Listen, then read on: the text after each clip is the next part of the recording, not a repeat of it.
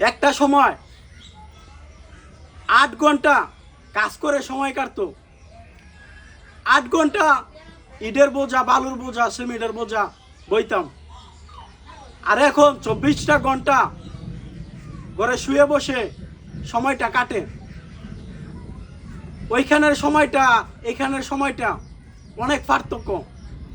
কারণ ওই সংখ্যা 8 ঘন্টা কাজের মাধ্যমে সময়টা কাটতো, আর এখন 24টা ঘন্টা ঘরে শুয়ে বসে সময়টা কাটে। চিন্তায় সারাদিন পড়ে থাকি, আর ওই সংখ্যা কাজে মনোযোগ থাকতো, মনে অনেক আনন্দ থাকতো, চোখে অনেক স্বপ্ন থাকতো, মুখে অনেক হাসি থাকতো।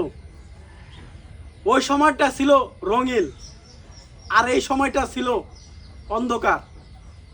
জানি না এই অন্ধকার জীবনটা পাড়ি দিয়ে আলোর দেখাটা পাবো কি।